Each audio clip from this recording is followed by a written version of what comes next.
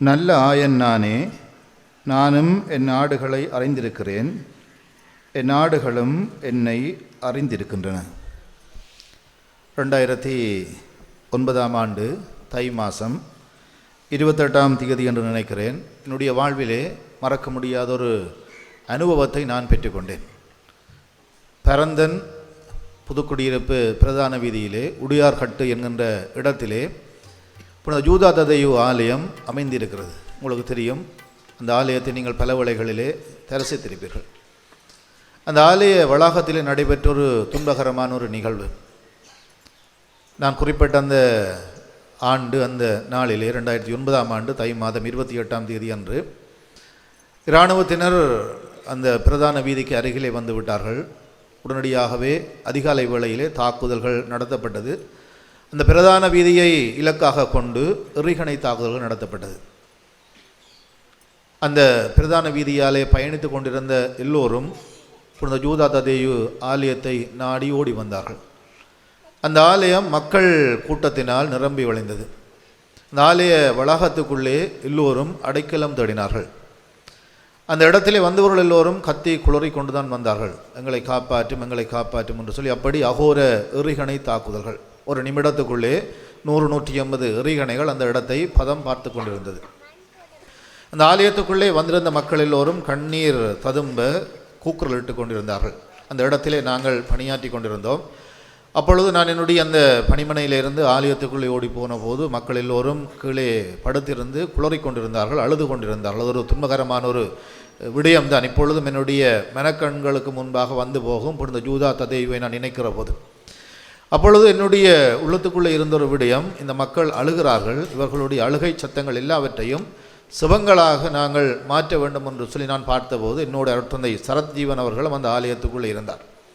அப்பொழுது என்னுடைய பொக்கெட்டுக்குள்ளே நான் வளமையாக சிவமாலை கொண்டு செல்வது வழக்கம். ஆகவே அந்த சிவமாலையை கையில் எடுத்து அருட்தந்தை சரத் ஜீவனை பார்த்து நான் சொன்னேன், எல்லோரும் சிவமாலை நாங்கள் சொல்லுவோம். அந்த மக்கள் எல்லோருடைய அந்த அழுகுறல்களையும் மாற்று முகமாக அந்த ஆலயம் முழுவதும் சிவமாலையாலே நிரம்பி வழிந்தது. நான் அந்த சிவமாலையை நான் ஆரம்பித்த போது தந்தை மகன் தூய் ஆவியாருடைய பெயராலே என்று சொல்லி நான் ஆரம்பித்து விசுவாச பிரமாணம் அந்த சிவத்தை நான் சொல்லுகிற போது அந்த மக்களுடைய அழுகை எல்லாம் அப்படியே அடங்கி அவர்களுடைய வாய்கள் எல்லாம் அந்த சிவமாலையை உச்சரிக்க தொடங்கியது. அந்த சிவமாலை அவர்கள் சொல்லி கொண்டிருந்தார்கள், அழுது அழுது சொல்லி கொண்டிருந்தார்கள். அந்த இடத்துல நடந்த ஒரு அதிசயம் என்னவென்று சொன்னால், அந்த ஆலய வளாகத்துக்குள் இருந்தவர்கள் யாருமே அந்த குண்டு தாக்குதலினாலே கொல்லப்படவில்லை. ஒரு சிலர் காயப்பட்டார்களே தவிர கொல்லப்படவில்லை. ஆனால் அந்த ஆலய வளாகத்தை சுற்றி அந்த பிரதான வீதியிலே நூற்றுக்கணக்கான மக்கள் படுகொலை செய்யப்பட்டார்கள். அன்றைய நாள் மட்டும் 200க்கும் அதிகமான மக்கள் கொல்லப்பட்டார்கள், 1000க்கும் அதிகமான மக்கள் படுகாயமடைந்தார்கள். அன்னை மரியாளுடைய அந்த பறந்து பேசுதல், அந்த ஜூதா ததேயுவினுடைய அந்த அற்புதமான ஒரு வழிகாட்டல் அந்த ஆலயம் முழுவதையும் ஆட்கொண்டது. அந்த ஆலயத்துக்குள்ளே இருந்தவர்கள் யாருக்கும் உயிர் சேதம் ஏற்படவில்லை. நான் நெடுக இந்த நாள்களை நான் நினைக்கிற போது, அல்லது ஜூதா ததேயுவை நான் நினைக்கிற போது அது ஒரு புதுமையாக என்னுடைய வாழ்விலே வந்து போவது வளமையாக இருக்கிறது. உடியார்கட்டில் நடந்த இந்த அதிசயமான ஒரு நிகழ்வு. இன்றைய நாளில் நாங்கள் எங்களுடைய பாதுகாவலராகிய புனித ஜூதா ததேயுவுக்கு நாங்கள் விழா எடுக்கிறோம். இந்த புனிதரை நாங்கள் பார்த்தோம் என்று சொன்னால் தெரியும். 12 சீடர்களுக்குள்ளே இவரும் ஒருவர். ஆண்டவராலே பெயர் சொல்லி அழைக்கப்பட்டவர். இவருடைய பெயர், அதனுடைய பொருள் என்னவென்று சொன்னால் இதயம். ஆண்டவர் இயேசுவினுடைய இதயத்தை தன்னுடைய வாழ்விலே அனுபவமாக்கி கொண்டவர். அந்த இதயத்துக்குள்ளே இருக்கிற அன்பை தன்னுடைய வாழ்விலே மேல்வரை சட்டமாக கொண்டு வாழ்ந்தவர் தான் புனித ஜூதா ததேயு. இவருடைய அந்த முகத்தோற்றத்தை நாங்கள் பார்த்தால் தெரியும். அவர் ஆண்டவர் இயேசுவை ஒத்தொரு முகத்தோற்றத்தை கொண்டவர், தாங்கியவராகத்தான் வாழ்ந்து வந்தார். ஆண்டவருடைய இதயத்தை, ஆண்டவருடைய அன்பை அதிகமாக அவர் தன்னுடைய வாழ்விலே சுவைத்தபடியினாலே அவருடைய முகத்தோற்றம், அவர் ஆண்டவர் இயேசுவினுடைய ஒரு உறவினர் என்று சொல்லியும் சொல்லுகிறார்கள். அவருடைய முகத்தோற்றம் ஆண்டவர் இயேசுவை ஒத்தொரு முகத்தோற்றமாக இருக்கிறதை நாங்கள் வரலாற்றிலே பார்க்கலாம். அதனால்தான் தலைமை குருக்கள் யூதாஸோடு பேரம் பேசுகிறார்கள். ஆண்டவர் இயேசுவை காட்டி கொடுக்க வேண்டும் என்று சொல்லி யூதாஸுக்கு கைக்கூலி கொடுத்து யூதாஸோடு பேரம் பேசுகிறார்கள். நாங்கள் தடித்தவறி ஆண்டவர் இயேசுவை கைது செய்கிற போது யூதா ததேயுவை நாங்கள் சிலவேளை கைது செய்து ஆண்டவரை நாங்கள் கோட்டை விட்டு விடுவோம் என்கின்ற அந்த நோக்கத்திற்காகத்தான் தலைமை குருக்கள் யூதாஸை அணுகி அவரோடு கதைக்கிறார்கள். யூதாஸ் போய் அந்த இரவு வேளையிலே ஆண்டவர் இயேசுவை முத்தமிட்டு காட்டி கொடுக்கிறான். ஏனென்று சொன்னால் யூதாஸ் கரியோத்து ஆண்டவர் இயேசுவை முத்தமிட்டு காட்டி கொடுக்கிறான். ஏனென்று சொன்னால் யூதா ததேயு ஆண்டவருடைய முகத்தோற்றம் கொண்டவர், ஆகவே மாறி அவரை கைது செய்யக்கூடாது என்பதற்காக. அவருடைய அந்த யூதா ததேயுவினுடைய வாழ்வை நாங்கள் பார்த்தால் தெரியும். யோவான் நற்செய்தியிலே வருகிற ஒரு சம்பவம். அதனால்தான் என்னவோ திரு அவை அவரை கைவிடப்பட்டவர்களின் பாதுகாவலர் என்று சொல்லி அழைக்கிறது. ஆண்டவர் இயேசுவோடு சீடர்கள் உரையாடி கொண்டிருக்கிறார்கள். அப்பொழுது ஆண்டவர் இயேசு சொல்லுகிறார், நான் உங்களுக்கு என்னை வெளிப்படுத்தப் போகிறேன் என்று சொல்லி. அதற்கு யூதா ததேயு சொன்னது, ஆண்டவரே, நீர் உம்மை உலகிற்கு வெளிப்படுத்தாமல் எங்களுக்கு வெளிப்படுத்தப் போவதாக சொல்லுகிறீரே, ஏன்? எங்களுக்கு மட்டும் ஏன் நீர் உம்மை வெளிப்படுத்தப் போகிறீர்? உலகத்திலே ஏராளமானவர்கள் இருக்கிறார்கள், கைவிடப்பட்ட நிலையிலே இருக்கிறார்கள், எல்லோருக்கும் உம்மை வெளிப்படுத்தும் என்று சொல்லி ஆண்டவர் இயேசுவை பார்த்து அந்த இடத்திலே கேட்டபோது அதற்கு இயேசு சொன்னார், என் மீது அன்பு கொண்டுள்ளவர் நான் சொல்லுவதை கடைப்பிடிப்பார், என் தந்தையும் அவர் மீது அன்பு கொள்ளுவார், நாங்கள் வந்து அவருடன் குடிகொள்ளுவோம். ஆண்டவர் இயேசு இந்த சந்தர்ப்பத்தை பயன்படுத்தி அந்த யூதாவை தன்னுடைய வாழ்விலே அவருடைய அந்த வார்த்தைகளை மையமாக கொண்டு தம்மை அன்பு செய்யும் யாவருக்கும் இறைவன் தன்னை வெளிப்படுத்துகிறார் என்கின்ற அந்த தெளிவுபடுத்தலை ஆண்டவர் இயேசு மேற்கொள்ளுகிறார்.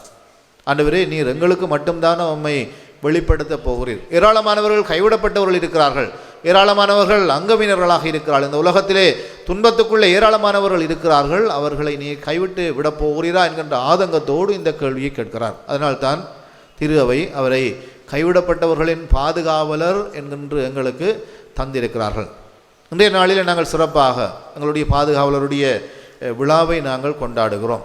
இந்த விழாவை நாங்கள் கொண்டாடுகிற போது திரு அவை எங்களுக்கு இந்த பாஸ்கா காலத்தினுடைய 4வது வாரத்திலே நல்ல ஆயனை பற்றி நாங்கள் தியானிக்க வேண்டும், சிந்திக்க வேண்டும் என்கின்ற ஒரு அழைப்பை தருகிறது. இந்த நல்ல ஆயனை நாங்கள் எங்களுடைய வாழ்வில் அவருடைய பண்புகளை நாங்கள் தியானிக்கிற போது சிறப்பாக இறை அழைத்தலுக்காக நாங்கள் செபிக்க வேண்டும் என்கின்ற சிறப்பானதொரு அழைப்பையும் எங்களுக்கு தருகிறது. நல்ல ஆயன் நானே. இந்த ஆயருடைய அந்த பண்புகளை நாங்கள் பார்த்தால் தெரியும். பழைய ஏற்பாட்டிலே ஆயத்துவம் என்பது நெருக்கமான முறையிலே மக்களோடு ஊசலாடி கொண்டிருக்கிறதை நாங்கள் பார்க்கலாம். இது ஒரு தொழில், இது ஒரு தொழிலாக இருந்தாலும் அந்த தொழிலை செய்கிறவர்களுக்கு அது ஒரு வாழ்வியலாக இருந்தது, ஒரு வாழ்க்கை முறையாக இருந்தது. நல்ல ஆயன் என்று சொல்லி நாங்கள் சொல்லுகிற போது நாங்கள் பழைய ஏற்பாட்டை புரட்டி பார்த்தோம் என்று சொன்னால் நல்ல ஆயர்மாரை ஆண்டவர் எங்களுக்கு தந்திருக்கிறார். ஆபிரகாம் ஒரு ஆயனாக இருக்கிறார், ஈசாக்கு ஒரு ஆயனாக இருக்கிறார், யாக்கோப்பு ஒரு ஆயனாக இருக்கிறார், மோசே ஒரு ஆயனாக இருக்கிறார், தாவீது ஒரு ஆயனாக இருக்கிறார்.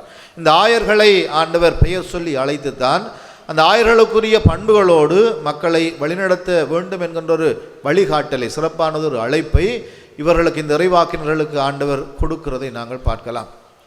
ஆயத்துவம் என்பது சமூகத்திலே செய்யப்பட்ட முக்கியமான வேலைகளிலே ஒன்று. இந்த ஆயர்மார் எப்படி இருப்பார்கள் என்று சொன்னால் தங்களுடைய வாழ்விலே துணிவை கொண்டிருப்பார்கள். தங்களிடம் தரப்பட்டிருக்கிற மந்தைகளுக்காக தங்களுடைய உயிரை கொடுக்கும் அளவிற்கு அவர்களுடைய வாழ்வில் அந்த துணிவு இருந்தது, அவர்களுடைய அர்ப்பணம் இருந்தது. யார் யாரெல்லாம் மந்தைகளை தங்களிடம் தருகிறார்களோ அந்த மந்தைகளை பிரமாணிக்கமான முறையிலே வழிநடத்துகிற ஒரு பண்பு இருந்தது.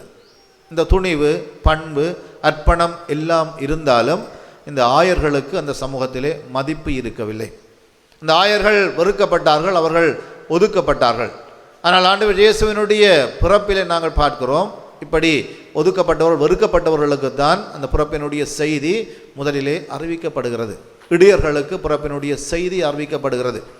அவை இந்த இறைவார்த்தைகளை நாங்கள் புரட்டி பார்க்கிற போது இந்த ஆயன் என்பது ஆண்டவராலே வெளிப்படுத்தப்பட்டிருக்கிற பெரியதொரு வெளிப்பாடாக இருக்கிறது, தன்னை வெளிப்படுத்துகிற ஒரு வெளிப்பாடாக இருக்கிறது.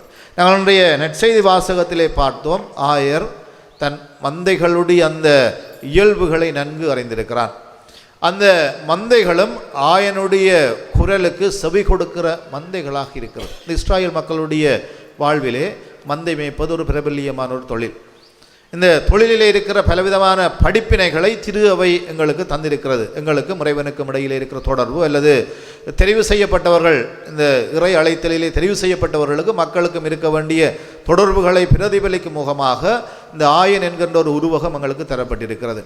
ஒரு ஆயன் நூற்றுக்கணக்கான ஆயிரக்கணக்கான மந்தைகளை அழைத்து கொண்டு மலை உச்சிக்கு செல்லுவான்.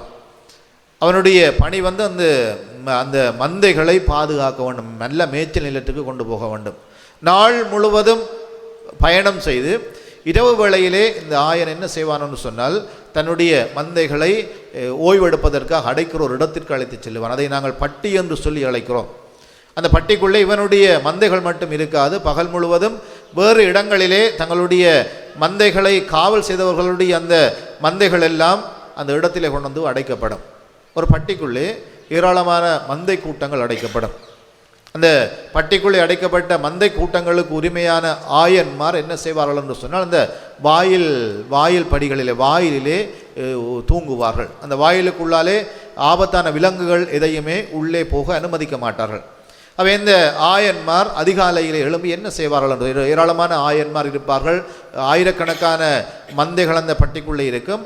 ஆகவே குறிப்பிட்ட ஒருவர் அந்த வாயிலே எழுந்து நின்று தன்னுடைய குரலை உயர்த்துகிற போது அவருடைய மந்தைகள்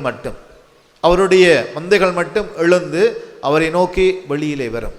மற்ற மந்தைகள் எல்லாம் தன்னுடைய ஆயனுடைய குரலுக்காக அந்த இடத்திலே காத்திருக்கும். ஏராளமான மந்தை கூட்டங்கள் அந்த பட்டிக்குள்ளே இருந்தாலும் தன்னுடைய அந்த ஆயனுடைய குரலை கேட்கிற மந்தைகள் மட்டும் அந்த பட்டிக்குள்ளே இருந்து வெளியிலே வருவது அதிசயம், அது அற்புதமாக அந்த இடத்தில் நோக்கப்பட்டது.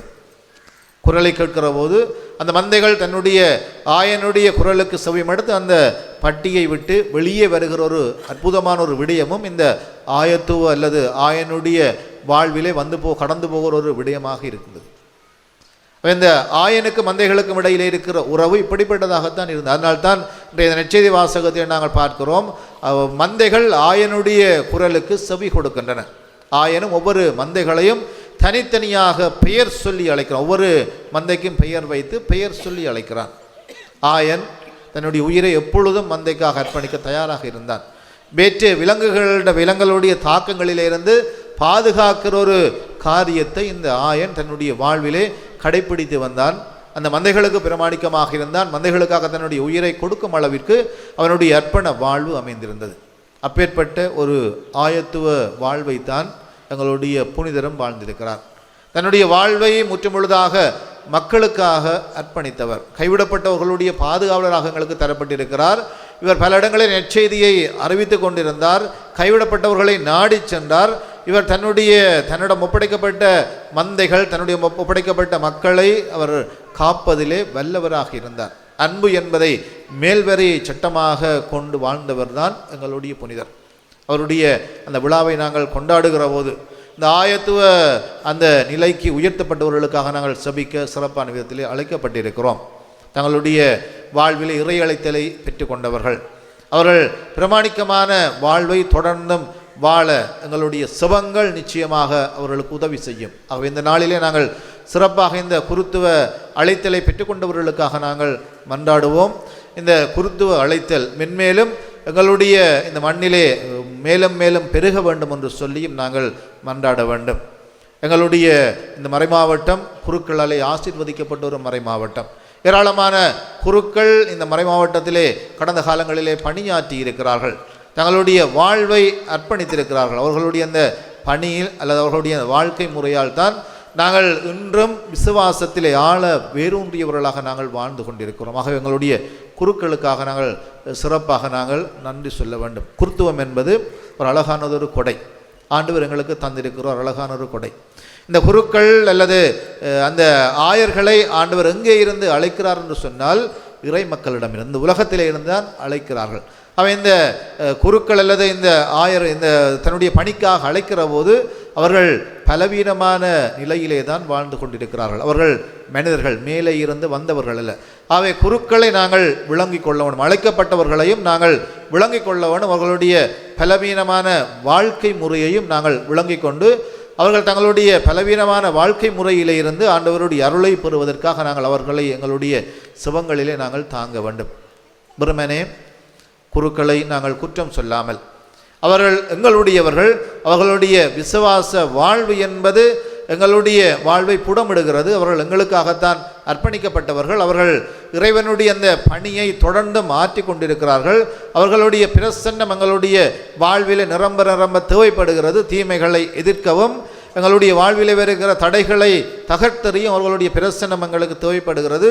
ஒவ்வொரு குருவும் ஆண்டவருடைய அந்த பிரசன்னத்தை தாங்கியவராக, ஆண்டவருடைய அந்த பிரசன்னத்தை, ஆண்டவருடைய அன்பை, ஆண்டவருடைய இதயத்தை, ஆண்டவருடைய அந்த கனிவை தாங்கியவராக வாழ்ந்து கொண்டிருக்கிறார். ஆகவே அவர் குருத்துவத்திலே நிலைத்திருக்க வேண்டும் என்று சொல்லி அவருடைய வாழ்விலே, பணி வாழ்விலே வருகிற தடைகளையும் சவால்களையும் அவர் வெற்றி கொள்ள அவரை ஆண்டவர் ஆசீர்வதிக்க வேண்டும் என்று சொல்லி எங்களுடைய குருக்களுக்காக நாங்கள் நிச்சயமாக செபிக்க வேண்டும். நெடுகலும் விமர்சனம் செய்யாமல் அவர்களுடைய இயல்புகளை எங்களுடைய வாழ்வில் உணர்ந்து கொண்டு எவ்வளவு நாங்கள் குருக்களுக்காக தேர்ந்தெடுக்கப்பட்டவர்களுக்காக நாங்கள் செபிக்கிறோமோ அவ்வளவு அதிகமாக அவர்களுடைய பணி எங்களுடைய இந்த மண்ணிலே நிச்சயமாக நடைபெறும். யுத்த காலத்திலே ஏராளமான குருக்கள் தங்களுடைய வாழ்வை அர்ப்பணித்திருக்கிறார். நான் ஏற்கனவே அந்த கதையிலே சொன்னது போல் அந்த சம்பவத்திலே வருகிற அருட்தந்தை சரத் ஜீவனாக இருக்கலாம், அல்லது அல்லப்பட்டியிலே காணாமல் போன அருட்தந்தை ஜிம்ரோனாக இருக்கலாம், அல்லது வன்னி இறுதி யுத்தத்திலே மக்களோடு மக்களாக கரைந்து காணாமல் போன பட்டியலில் இருக்கிற அருட்தந்தை பிரான்சிஸ் ஜோசப் அடிகளாராக இருக்கலாம், அல்லது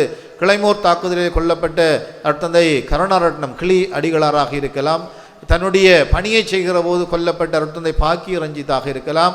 எல்லோரும் எங்களுடைய இந்த மக்களுடைய விடுதலைக்காக, அவர்களுடைய விசுவாச வாழ்விற்காகவும் தங்களுடைய வாழ்வை கரைத்து கொண்டவர்கள்.